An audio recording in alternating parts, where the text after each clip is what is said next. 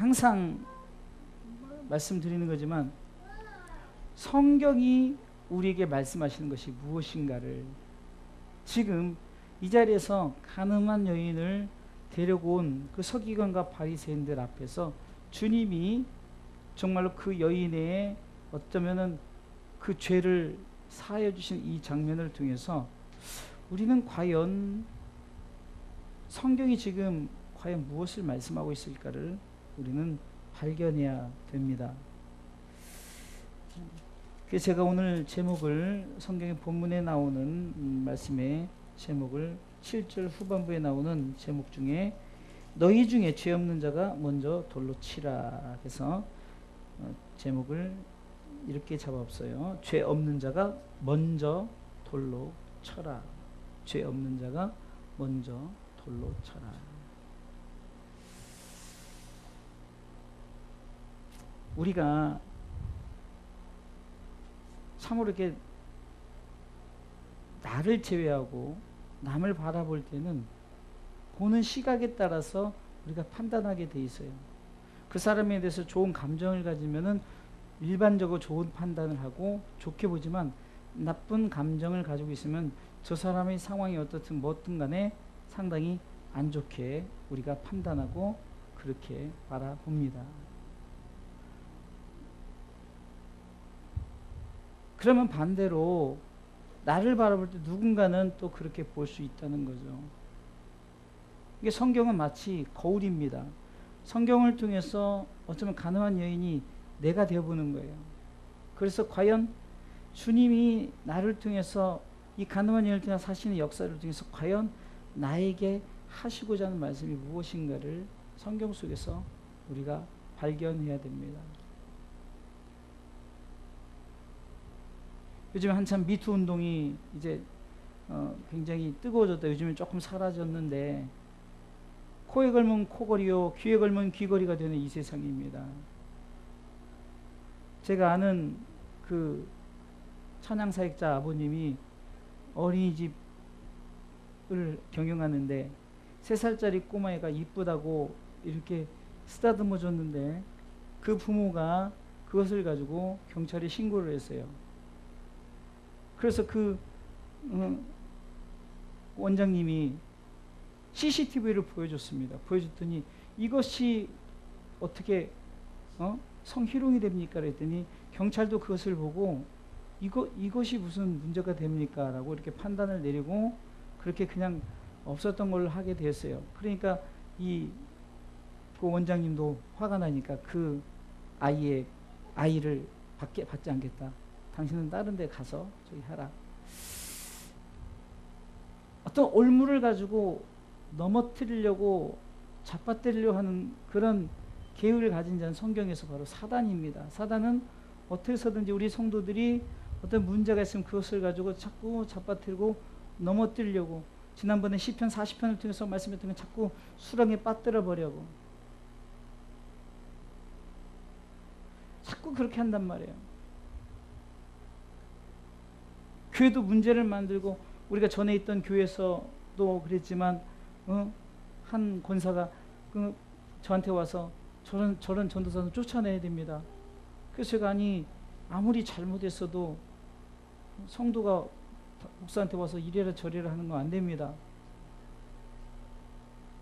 그리고 뭐 예배를 이렇게 해야 됩니다 저렇게 해야 됩니다 뭐 이렇게 했을 때 그 사람이 어떤 힘이 있어가지고 어떤 좀 우리 교회 알다시피 재정에 많은 부담을 감당했기 때문에 그렇게 했지만 저는 과감하게 그것을 선택하지 않았어요. 권사님 이러시면 안 됩니다라고 제가 권면해 드렸죠.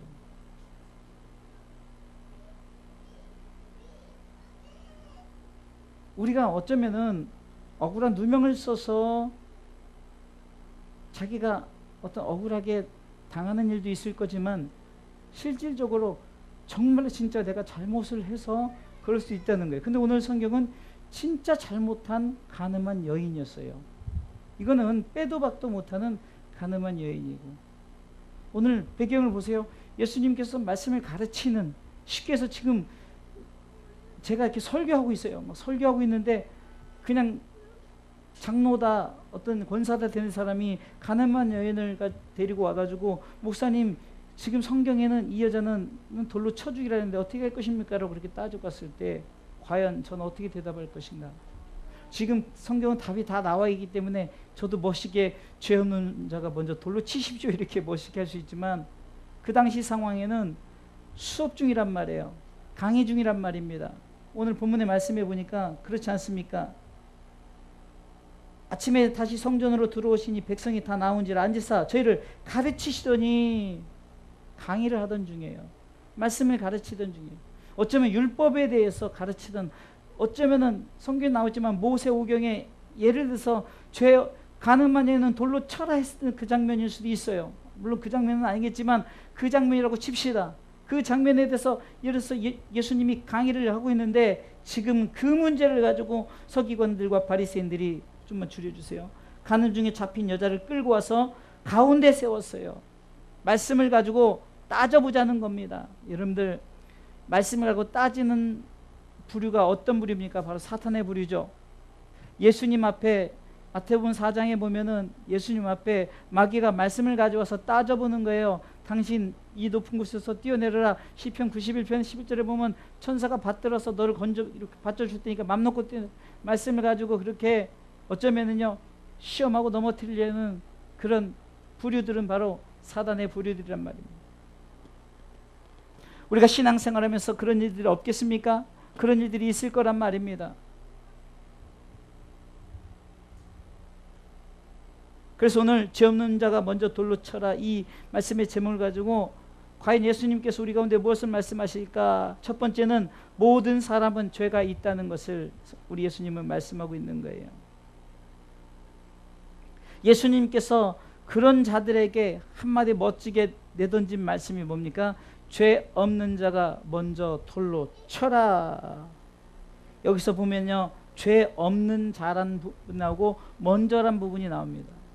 돌로 쳐란 부분 성경에 나와 있는 부분이 많은 거예요. 그러면은 정말 이 부분 속에서 네가 과연 성경을 아느냐, 성경이 무엇을 요구하는지 아느냐. 첫 번째는 너도 죄인이다라는 거예요. 너도 죄인이다. 모든 사람은 죄인입니다. 로마서 3장 23절은 이렇게 말씀하고 있지 않습니까? 모든 사람이 죄를 범하였음에 하나님의 영광에 이르지 못하더니 모든 사람이 죄를 범했다는 겁니다. 예외가 없습니다. 모든 사람입니다. 한 사람의 아담의 범죄로 인해 모든 사람이 죄 가운데 태어난 줄 믿으시기 바랍니다. 이 사실을 인정하셔야 되는 거예요. 털어서 먼지 안 나는 사람은 없습니다. 다 우리는요 다 죄인이에요. 우리 속을 보면요 아무리 거룩한 사람이라 할지라도 엊그저께도 카톨릭의 그 교황이죠. 그 사람이 어떤 그 비리를 눈 감아주고 뭐 이런 것을 이제 매스컴에 나오니까 정당화하고 이런 부분들 얼마나 전 세계적으로 떠받치고 정말로 어쩌면 교주 이상으로 대우를 받는 그 카톨릭 교황에게 결국은 그 사람도 죄인이요. 오직 죄 없으신 분은 예수 그리스도 그분 한 분이신 줄 믿으시기 바랍니다. 모든 사람이 죄인이라는 거예요. 누가복음 5장 배경에 보면요 예수님께서 다시금 그 베드로에게 찾아와서 네가 저 깊은 곳에 가서 그물을 내려 그래서 깊은 곳에서 그물을 내렸더니 엄청난 많은 고기가 잡히고 그리고 예수님 앞에 왔을 때 그가 무릎 꿇고 8절에 이런 고백을 하지 않습니까? 다 같이 읽습니다. 8절입니다. 시몬 베드로가 이를 보고 예수의 무릎 앞에 엎드려 가로되 주여 나를 떠나소서 나는 죄인이로소이다. 자 읽어보겠습니다. 다시 한번요. 시몬 베드로가 이를 보고 예수의 무릎 아래 엎드려 가로되 주여 나를 떠나소서 나는 죄인이로소이다. 보이시죠? 나는 죄인이로소이다. 우리 한번 나는 죄인이로소이다 고백하겠습니다. 나는 죄인이로소이다. 내가 아무리 잘 배우고 똑똑하고 내가 정말로 많은 것을 안다 할지라도 아니 좋아요. 태어나서 한 번도 내가 거짓말하지 않고 내가 죄를 짓지 않았다 할지라도 모든 사람은 죄인입니다. 그러기에 우리는 이 고백이 있어야 돼요. 나는 죄인이로소이다. 나는 죄인입니다. 저들이 만약에 이 사실을 알았다면은 가늠한 여인을 끌고 와서 예수님을 고소할 틈을 쫓아서 그렇게 하려 하지도 않았을 거예요. 그런데 희한하게요, 그렇게 이를 악물고 그랬던 자들이 한 사람 한 사람 돌을 내려놓고 이제 저들이 다 떠나가기 시작합니다. 성경은 9절에 보니까 저희가 이 말씀을 듣고 양심의 가책을 받았다라고 했어요. 양심의 가책을 받았다. 이것은요, 성령님께서는 우리 가운데 양심을 통해서 말씀하시는 거예요. 우리가 죄를 지으려면요, 자꾸 우리 마음속에 양심이 자꾸 두려움을 주죠. 아, 이것은 잘못된 것인데라고 양심이 증거하고 있어요. 그러니까 주님이 그 말씀, 죄 없는 자가 먼저 돌로 치라는 이 말씀 앞에 양심이 가책을 받았다는 것은 스스로 나도 똑같다라는 것을 인정을 했다는 것입니다. 성경은 이렇게 말합니다. 죄 없는 자가 먼저란 단어를 썼어요. 먼저란 단어. 여러분들, 사람은 군중심리라는 것이 있습니다.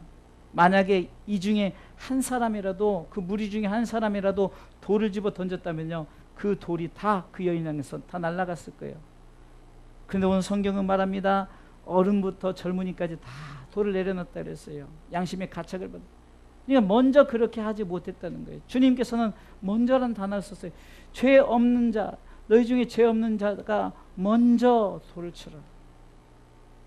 죄 없는 자가 먼저 돌을 치라. 누가복음 18장에 보면은요, 13절에 세리는 멀리 서서 감히 눈을 들어 하늘을 우러러 보지도 못하고 다만 가슴을 치며 가로되 하나님이여 불쌍히 여기시옵소서. 나는 죄인이로소이다 하였느니라. 여기서도 바리새인과 그 세리의 기도의 부분을 얘기했어요. 바리새인은 시장 그 한복판에 서서 막 멋지게 막 두 손 높이 들고 아버지 하면서 하나님 앞에 나는 일주일에 2번 금식을 하면서 정한 11조를 내고 나는 저들 같지 않습니다 하면서 그 세리들에게 손가락질하면서 나는 저들과 같지 않는다 했어요. 하지만 주님은 14절 말씀해 보겠습니다. 내가 너에게 이르노니 이 사람이 저보다 의롭다 하심을 받고 집에 내려갔느니라. 무릇 자기를 높이는 자는 낮아지고 자기를 낮추는 자는 높아지리라 하시니라. 내가 죄인입니다 막 가슴을 치면서 나는 죄인입니다 하는 자에게 하나님은 응답하셨다는 거예요. 하나님은 그 기도를 들으셨다는 겁니다. 주님은 분명히 오늘 14절에서 이렇게 말합니다. 내가 너에게 이른다라는 것은 내가 분명히 말한다는 거죠. 바리새인보다 이 세리가 의롭다 하심을 받고 집에 내려갔다라고 말합니다. 사랑하는 성도 여러분, 우리는 죄인입니다. 지금 주님이 말씀하시는 죄 없는 자가 먼저 돌로 치라는 이 말씀을 통해서 우리가 고백해야 될 것은 나는 죄인입니다라는 고백을 하시길 주님의 이름으로 축원합니다. 두 번째는요, 주님은 죄를 정죄하러 오신 것이 아니라 구원하러 오셨다는 사실입니다.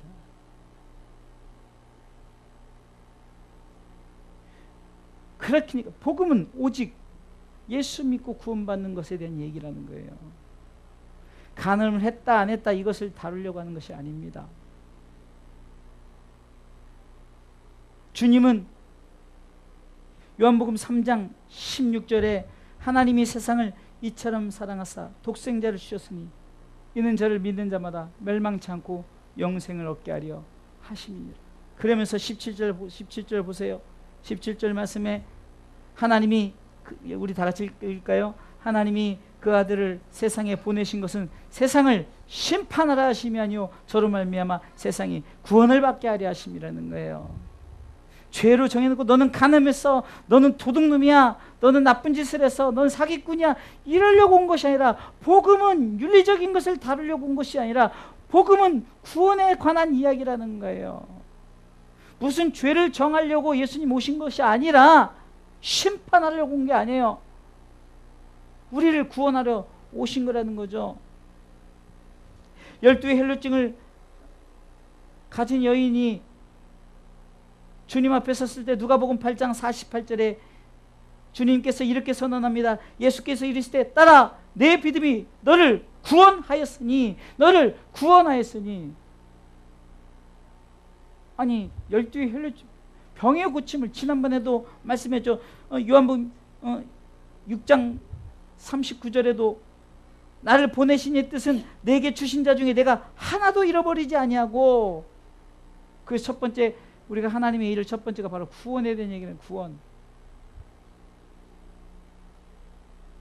법을 가지고 따지고 법이요 하지 말고 주님이 하시고자 하는, 성경이 우리에게 말씀하시고자 하는 것을 무엇인가를 우리가 성경 속에서 발견하시고 믿음으로 고백하시길 주님의 이름으로 축원합니다. 누가복음 19장 10절에 보면 인자에 온 것은 잃어버린 이를 찾아 구원하려 오신 삭개오에게 말하는 거죠. 왜 당신이 죄인과 함께 있습니까? 죄인의 집에 유합니까? 그랬을 때 주님께서 내가 온 것은 잃어버린 자를 찾아 구원하려 왔다라고 말하는 거예요. 디모데전서 2장 4절에도 하나님의 뜻은 이것이니 모든 사람이 구원받기를 원한다는 거죠. 우리가 말하는, 우리가 굿뉴스, 복음입니다. 굿뉴스를 복음이라 그래요. 영어에서요. 굿뉴스가 뭡니까? 기쁨의 소식이에요. 기쁨의 소식이 뭡니까? 바로 마태복음 1장 21절이에요.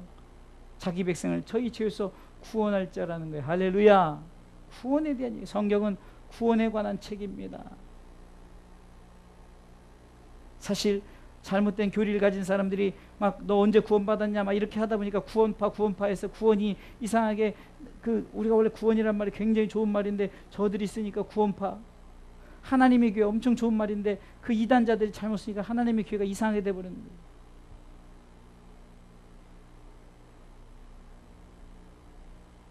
거예요. 예루살렘이라는 것이 얼마나 좋습니까? 근데 이단자들이 있으니까 예루살렘 교회가, 그 이단 교회가 있으니까 그 예루살렘이 상당히 안 좋게 세워지는 거죠. 왜 그렇습니까? 우리가 받아들이는 것도 그렇고 우리가 보는 것도 그렇고 자꾸 성경을 바라볼 때 그 속에서 무엇을 하나님이 말씀하시고자 하는가를 발견되는데, 오직 성경은 이는 저를 믿는 자마다 멸망치 않고 영원한 생명을 얻게 하려 하심이라. 지난주 주일날 여러분들에게 제가 말씀을 드렸잖아요. 우리가 성경에 나타난 그 하나님께서 구원에 대한 그 예표들이 아담과 하와에게 가죽옷을 입히면서 창세기 22장에 또한 아브라함과 이삭에게 그 준비된 양을 통해서 보이셨고, 유월절을 통해서 보이셨고, 민수기 시대 때 저들이 원망하며 막 그 불뱀에 물려있을 때 장대에 높이 노뱀나무들을 매달고 쳐다본 적 살더라. 그러나 본 자 있고 보지 않은 자 있어요. 성경은 간단합니다. 바로 우리가 구원에 관한 책이에요. 이는 저를 믿는 자마다 멸망치 않고 영생을 얻게 하려 하심이라. 하나님이 그 아들을 세상에 보내신 것은 세상을 심판하려 하심이 아니요 죄로 말미암아 세상이 구원을 받게, 저로 말미암아 세상이 구원을 받게 하려 하심이라. 아멘. 마치 예수님께서 오늘 본문을 통해서 이렇게 선언하고 있습니다. 오늘 본문의 말씀 보겠습니다. 11절에 10절부터 11절 이렇게 읽어보겠습니다. 10절 11절에 예수께서 일어나사 여자 외에 아무것도 없는 것을 보시고 이르시되 여자와 너를 고소하던 그들이 어디 있느냐? 너를 정죄한 자가 없느냐? 저들은 죄를 정죄하러 왔어요. 그러면서 정죄한 자가 없느냐? 11절에 대답하되 주여 없습니다. 예수께서 가라 나도 너를 정죄하지 아니하노니. 나도 너를 정죄하지. 예수님의 이 선언. 그런데 우리가 뭐가 잘났다고 우리가 누구를 정죄합니까? 누구를 판단합니까?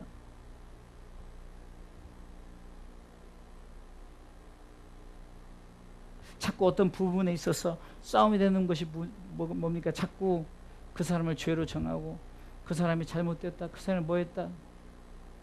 제가 여러분들 잘 아는 우리 교회 나간 부부를 위해서 기도할 때 어제도 밤에 기도하다가 마음이 아무리 기도해도 결론이 그거밖에 없어요. 기도 외에는 이런 이유가 나갈 수 없고 그 두 분이 기도해야 되고, 근데 기도할 수 있는 마음을 열어주지 않잖아요. 성령님 저들에게 기도할 마음을 주시고 그 마음을 움직여달라고 하면서 제가 남편 집사님에게 장문의 편지를 보냈어요.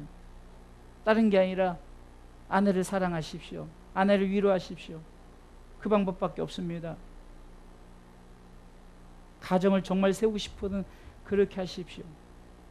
그리고 우리 교회 나오는 것이 중요한 것이 아니라 온 가족이 가까이 교회 나가서 열심히 하시고, 그래서 하나님이 마음을 허락하시면 우리 교회 보내주시면 나오시고, 우리 교회에서 행이나 누가 자꾸 오니까 가정의 문제로 이렇게 하니까 그냥 여러분 그 집사님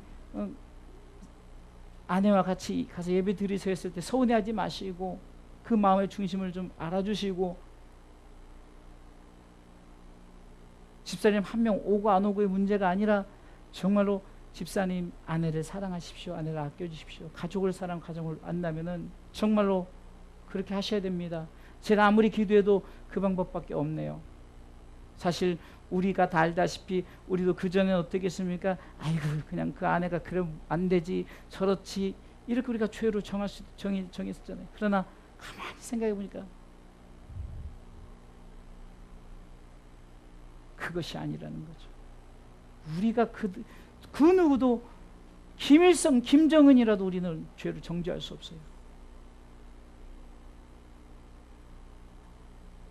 어쩌면 그 영혼까지도 주님은 그러기에 주님께서 나를 보내신 이의 뜻은 요한복음 6장 39절에 내게 주신 자 중에 내가 하나도 잃어버리지 않냐고. 주님의 마음은 하나도 잃어버리지 않냐고. 여러분들의 가족 중에 이렇다 저렇다 포기하지 말라는 게 뭐예요? 주님의 마음이 그렇다는 거예요. 하나도 여러분들이 포기하지 말라는 거예요. 불가능하죠. 그러나 포기하지 말아요.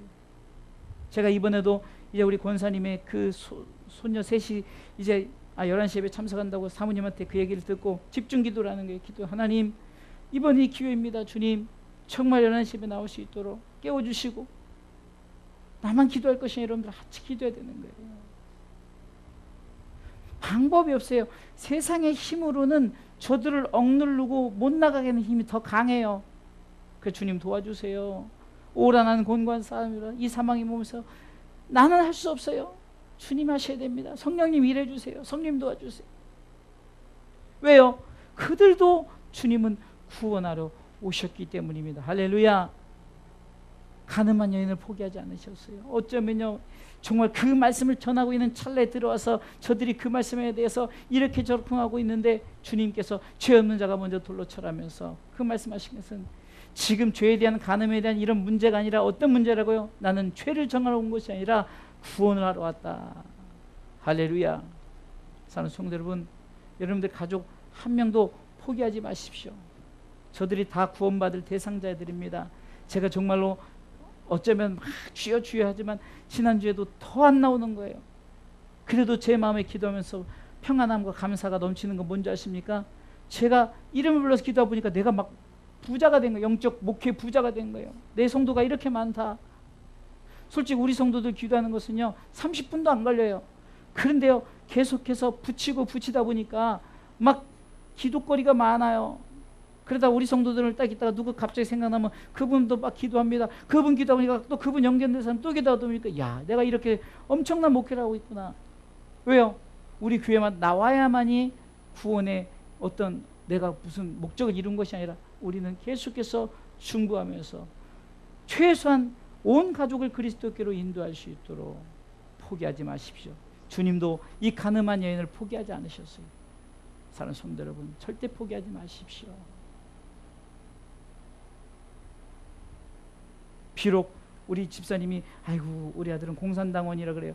이해해요. 다 알죠. 뭐 모르겠어요. 그러나 포기하지 말라는 거예요.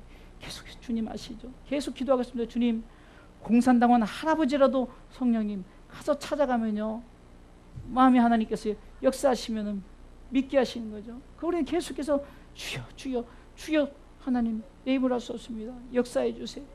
우리 집사님의 그 기도를 통해서 온 가족이 구원을 받고, 우리 권사님의 기도를 통해서 온 가족이 구원을 받고, 우리 목사님의 기도를 통해서 온 가족이 구원을 받고, 우리 집사님의 기도에서 온 가족이 구원을 받고. 할렐루야. 여러분들 상욱이도 기도하고 있지 않습니까? 저는요, 우리 상욱이가 지난 주일에도 물론 그 할아버지 밥 먹고 가세요 이렇게 막았지만 그냥 복음의 빗장을 딱 못 나가게 구원의 빗장을 딱 친 것 같은 느낌이 드는 거예요. 밥 먹고 안 먹고 이게 뭐가 중요하겠습니까? 그러나 그것이 아니라는 거예요. 아이의 마음속에 엄마 아빠를 향한. 그런데 우리가 저 아이보다는 신앙생활 더 열심히 했고 더 오래 했고 우린 제대로 인지의 능력도 있고, 그런데 왜 우리가 포기합니까? 왜 우리가 기도 안 합니까? 그것은 우리가 죄로 정하고 이 사람은 안 돼라고 포기해버린다. 이 가늠한 애는 절대 될 수가 없어. 호세아서를 보세요. 호세아 선지를 통해서 그 고멜이란 그 어떻게 보면 음탕한 여자, 창녀 같은 여자를 아내로 맞아들이라면서 네가 내 마음을 알라는 것이죠. 사랑하는 성도 여러분, 우리가 정죄하지 마십시오. 우리가 포기하지 마십시오. 하나님은 저들을 위해서 구원하려고 모든 사람이 구원받기를 원하신 것이 하나님의 마음입니다. 할렐루야. 하나님의 뜻이 뭐라고요? 하나도 잃어버리지 아니하려는 것이 하나님의 뜻인 줄 믿으시기 바랍니다. 세 번째, 죄 없는 자가 먼저 돌로 치란 말씀에 보면요, 자 보세요. 내가 죄인입니다 라고 고백을 했어요. 그리고 내가 어떤 죄 있는 것에 대해 그 정죄를 하려고 주님이 이 땅에 오신 것이 아니라 구원하려고 오셨어요. 근데 중요한 것은 죄 사함의 선포가 있어야 된다는 거예요. 오늘 본문의 말씀에 11절 보세요.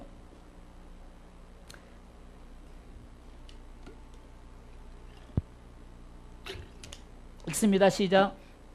대답하되 주여 없나이다. 예수께서 가라사대 나도 너를 정죄하지 아니하노니 하면서 뭐라고 우리가 가서 다시는 죄를 범치 말라. 우리가 지난번에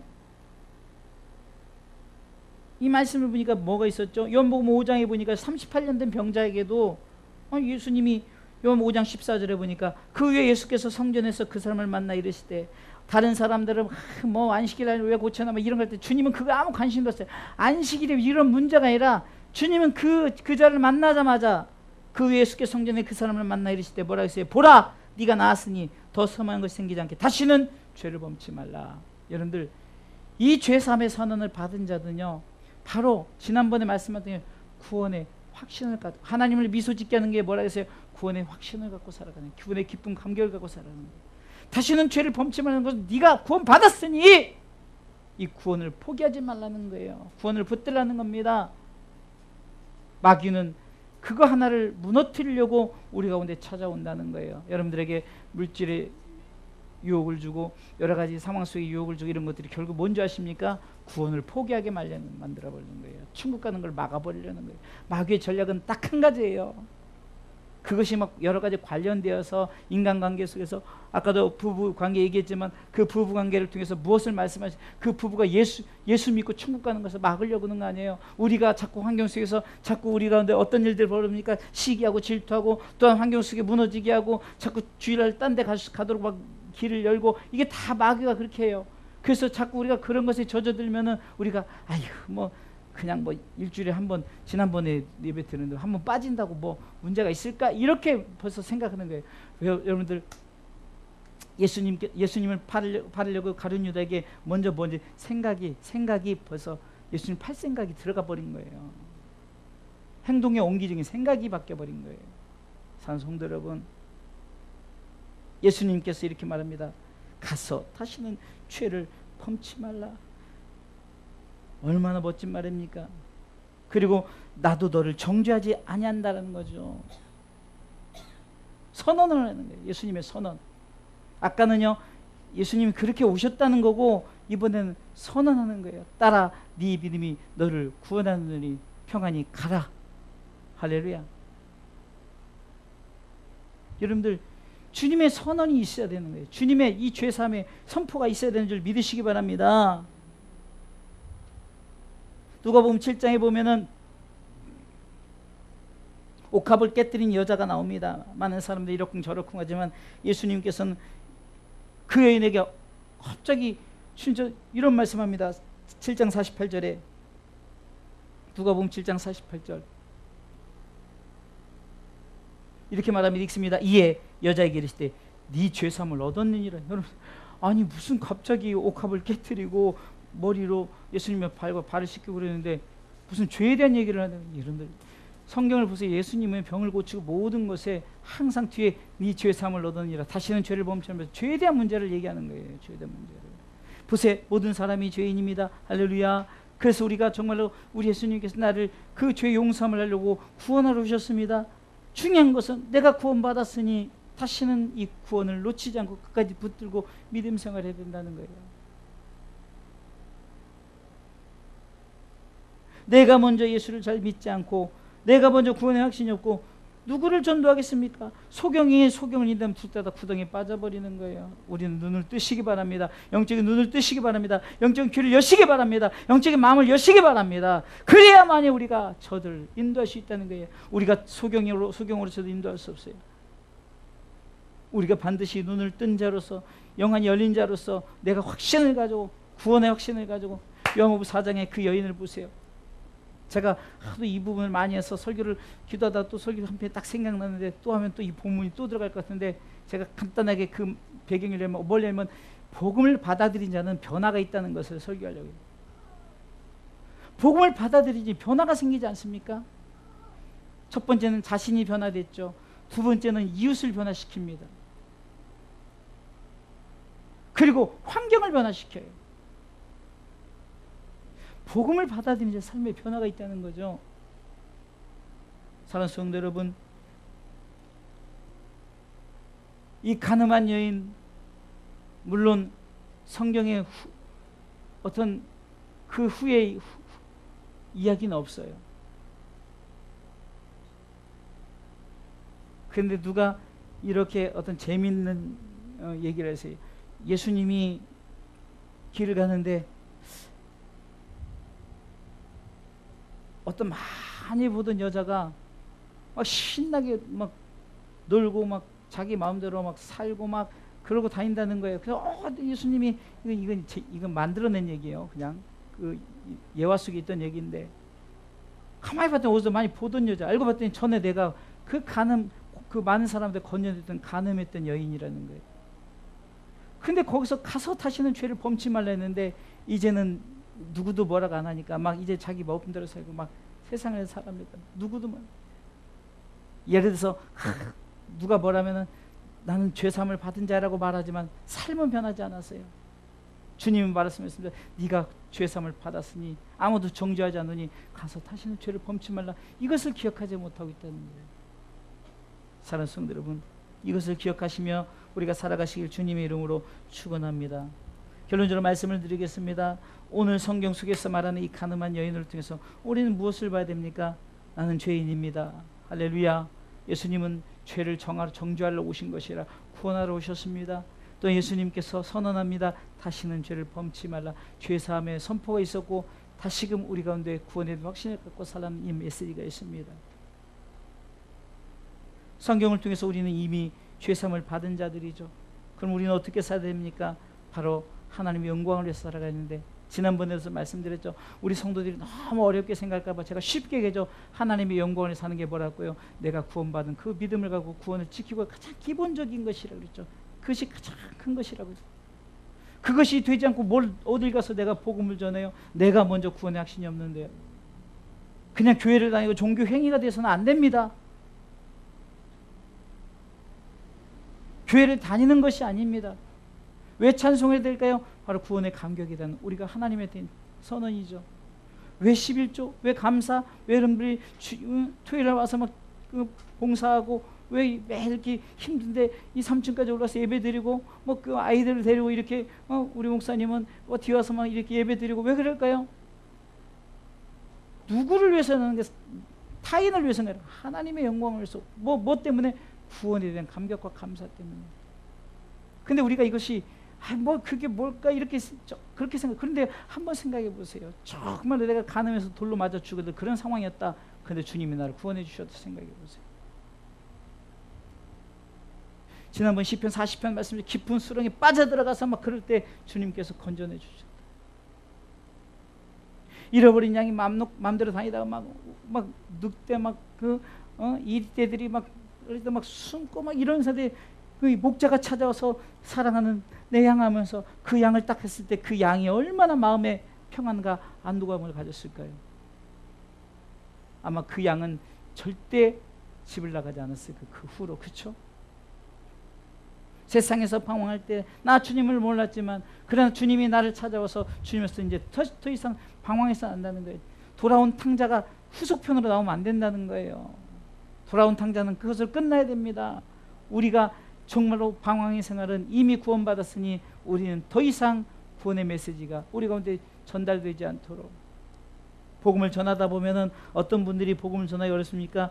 그냥 옛날에 예수 믿었던, 나 옛날에 교회 다녀왔어, 나 옛날에 했댔어, 나 이랬더니 별것도 아니더라, 뭐 저랬더니 나한테 이것도 안 해주더라, 저랬더라. 여러분들 그 사람들 공통적이 뭔지 아십니까? 교회를 다닌 것이에요. 종교 생활하는 거예요. 구원에 대한 감격과 확신을 가졌다면 그렇게 말하지 않아요. 절대 그것을 천국을 포기할 수 없어요. 천국을 안다면 천국을 포기하지 못해요. 여러분들에게 지금 막 100억은 고사하고 10억만 준다고 해도 여러분들 악착같이 살 거예요. 그죠? 천국은 10억, 100억밖에 비유 안 돼요? 우리가 천국에 대한 그 관점이 그렇기 때문에 그렇다니. 그러나 그것이 귀하다, 정말 나에게 정말 귀한 은혜다라고 생각한다면 우리 그것을 지키기 위해서 어떻게 해야 될까요? 끝까지. 내가 가늠한 여인이었다. 그러나 주님이 나를 구원해 주셨다. 이 구원의 감격을 가지고 정말 이 땅을 감사와 감격으로 힘있게 살아가시길 주님의 이름으로 축원합니다.